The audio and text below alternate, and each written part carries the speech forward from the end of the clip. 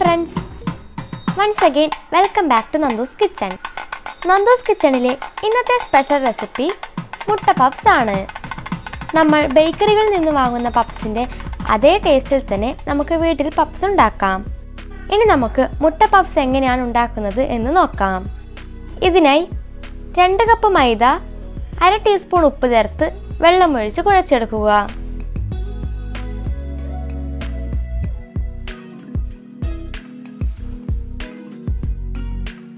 ഇത് കൈകൊണ്ട് കുഴച്ചെടുക്കുന്നതാണ് നല്ലത്. ചപ്പാത്തിക്ക് കുഴക്കുന്നതിലും കുറച്ച് ലൂസായി വേണം മാവ് കുഴച്ചെടുക്കുവാൻ.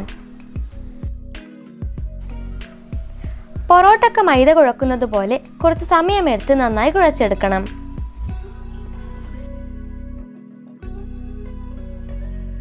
നന്നായി കുഴച്ചെടുത്തു കഴിഞ്ഞാൽ ഇതുപോലെ നീളത്തിൽ ഉരുട്ടിയെടുത്ത് ചെറിയ ചെറിയ പീസുകളാക്കി മുറിച്ചെടുക്കുക.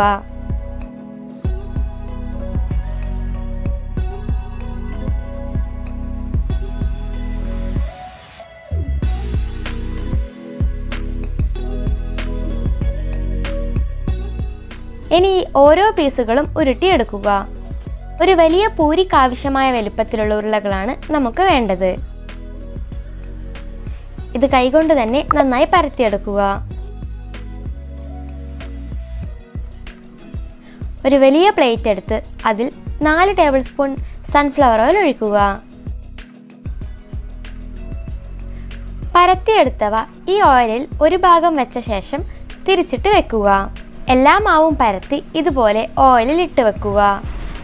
ഒരു 20 മിനിറ്റ് റെസ്റ്റ് ചെയ്യാൻ വെക്കണം. ഈ 20 മിനിറ്റ് കൊണ്ട് ഇത് നല്ല സോഫ്റ്റായി വന്നിട്ടുണ്ടാകും. ഇനി നമുക്ക് പഫ്സിന് ആവശ്യമായ മസാല തയ്യാറാക്കാം. ഒരു കടായിൽ 2 ടേബിൾ സ്പൂൺ ഓയിൽ ഒഴിച്ച് സ്റ്റൗ ഓൺ ചെയ്യാം. ഇതിലേക്ക് 2 സവാള ചെറുതായി കട്ട് ചെയ്ത് ചേർത്ത് കൊടുക്കാം. മസാലയ്ക്ക് ആവശ്യമായ ഉപ്പ് ചേർത്ത് സവാള വഴറ്റിയെടുക്കുക.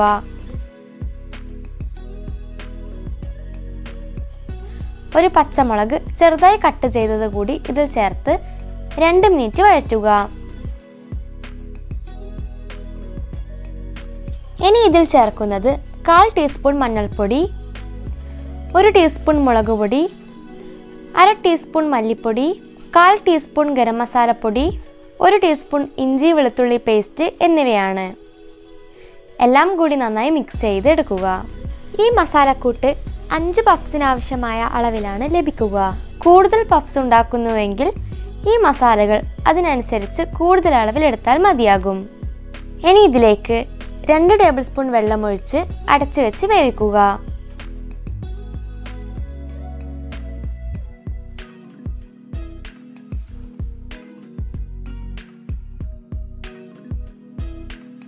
ഇനി ഇതിൽ മല്ലിയില ചെറുതായി കട്ട് ചെയ്തത് കൂടി ചേർത്ത് ഇളക്കി യോജിപ്പിച്ചാൽ മുട്ട പഫ്സിന് ആവശ്യമായ മസാലകൾ റെഡിയായി.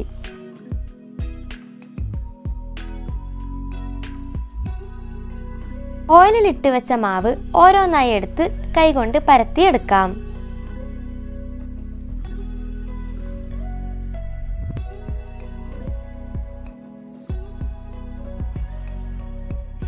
എണ്ണയിലിട്ട് വെച്ചത് കൊണ്ട് ഇത് വളരെ സോഫ്റ്റാണ്. വളരെ പെട്ടെന്ന് തന്നെ ഇത് കൈകൊണ്ട് പരത്തിയെടുക്കുവാൻ സാധിക്കുന്നുണ്ട്.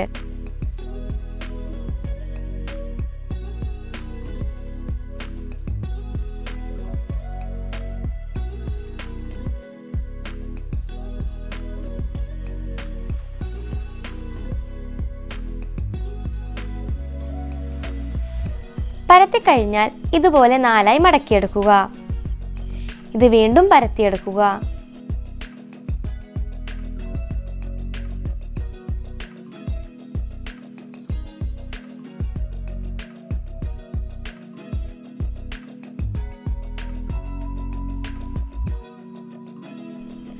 വീണ്ടും ഇത് 4ആയി മടക്കിയെടുക്കുക. ഇത് ഒരു തവണ കൂടി പരത്തുകയാണ്.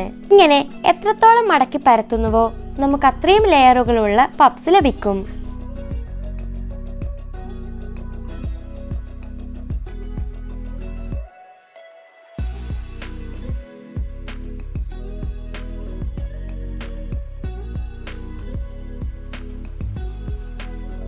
വീണ്ടും 4ആയി മടക്കി എടുക്കുകയാണ്.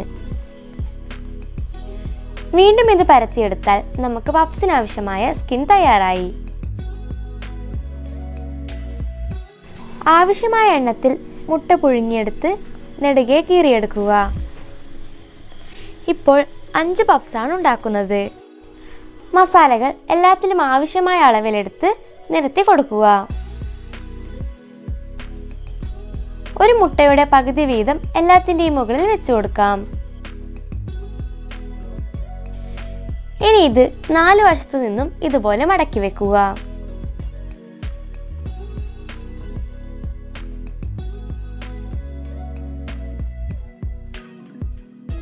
എങ്ങനെയാണ് മടക്കി വെക്കുന്നത് എന്ന് ഒരു തവണ കൂടി കാണിച്ചു തരാം.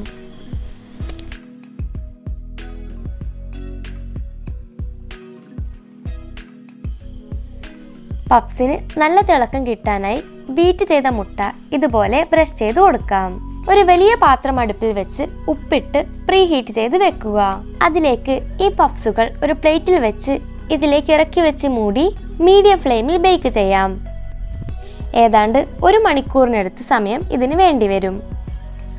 ചില പാത്രങ്ങളിൽ 50 മിനിറ്റ് കൊണ്ടും ബേക്കായി കിട്ടും. ഇതാ അടിപൊളി ടേസ്റ്റിൽ മുട്ട പഫ്സ് തയ്യാറായി കഴിഞ്ഞു. എല്ലാവരും ട്രൈ ചെയ്ത് നോക്കുക. ഇതുപോലുള്ള നല്ല നല്ല റെസിപ്പികൾ തുടർന്ന് ലഭിക്കാനായി ഈ ചാനൽ സബ്സ്ക്രൈബ് ചെയ്ത് നമ്മുടെ ചാനൽ ഫാമിലിയിൽ അംഗമാവുക. ഈ വീഡിയോ ഇഷ്ടമായ ലൈക്ക് ചെയ്യുക, ഫ്രണ്ട്സിന് ഷെയർ ചെയ്യാനും മറക്കരുത്. നിങ്ങളുടെ വിലയേറിയ അഭിപ്രായങ്ങൾ കമൻറ്റ് ബോക്സിൽ കൂടി അറിയിക്കുക. ഇനി നല്ലൊരു റെസിപ്പിയുമായി അടുത്ത വീഡിയോയിൽ കാണാം. Thank you for watching this video.